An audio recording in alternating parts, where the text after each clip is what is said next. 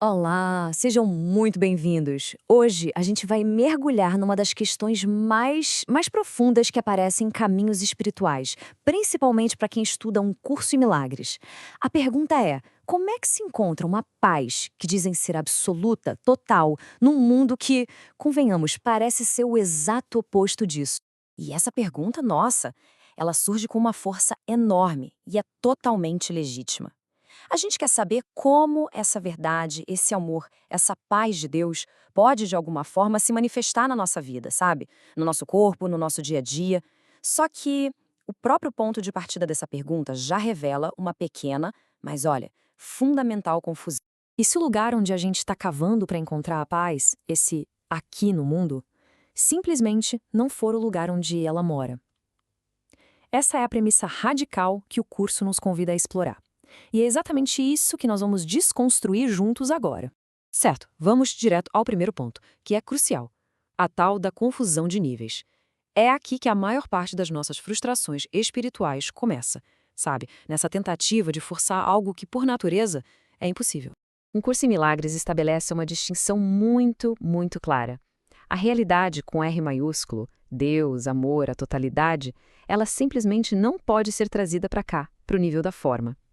Então, a tentativa de experimentar a paz aqui é, na verdade, uma tentativa de espremer o eterno no temporário, de enfiar o infinito dentro do finito.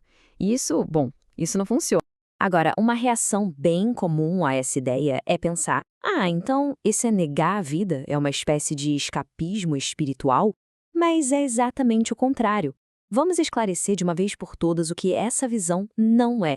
Não se trata de negar a experiência, de se dissociar ou de criar uma espiritualidade que nos afasta da vida.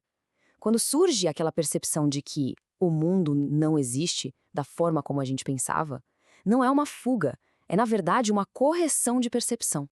Então, o ponto crucial é este: o curso não diz que o mundo é inútil. Pelo contrário, ele redefine o propósito do mundo. O mundo é um efeito da nossa mente. É um lugar de aprendizagem, uma grande sala de aula. Ele é um meio para um fim, mas nunca o fim em si. A gente não está no mundo como uma realidade, a gente está sonhando o mundo. Isso nos leva à parte mais libertadora de toda essa análise. Se a paz não está no mundo, na forma, então onde é que ela realmente acontece? A resposta para isso muda tudo. Essa é a pergunta de US$ 1 milhão, não é? E a resposta é, ao mesmo tempo, muito sutil e completamente transformadora. Primeiro de tudo, a gente precisa abandonar a ideia de que a paz é uma experiência que depende de alguma coisa externa.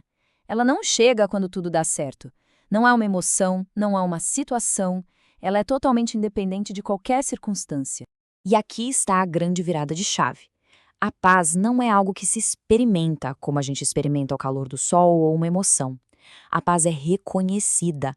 Ela surge como uma lembrança, um saber silencioso, uma certeza que não precisa de um objeto, não precisa de uma razão para existir.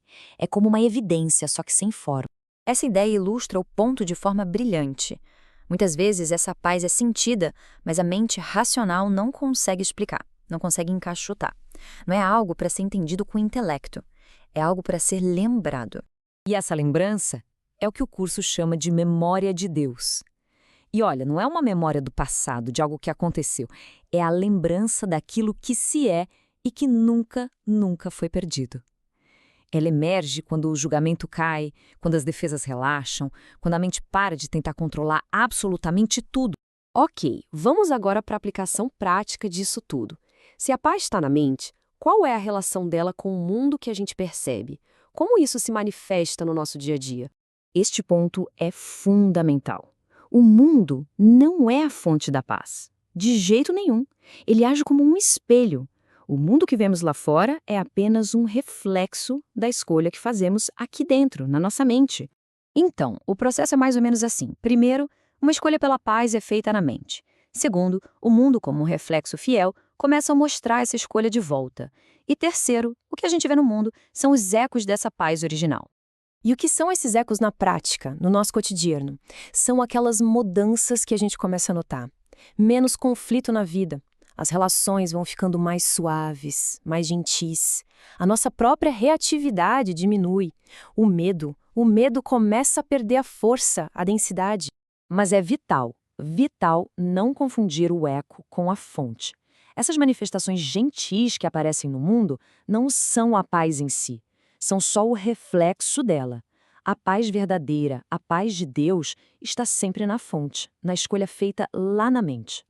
Então, para resumir, a proposta do curso não é viver a verdade no mundo. O propósito é usar o mundo como uma sala de aula para desfazer a única crença que causa toda dor, a crença na separação dessa verdade. Essa frase captura a essência de tudo que a gente conversou. A paz não é um evento que acontece no mundo. Ela é um reconhecimento que acontece apesar do mundo, quando a gente se lembra que, em verdade, nunca estivemos realmente nele. E quando essa lembrança acontece, o que sobra no nosso sonho do dia a dia? Mais gentileza, menos medo, mais silêncio e a capacidade de ver o mundo não mais como uma ameaça, mas sim como um reflexo da paz que a gente escolheu. Isso, em si, já é um milagre.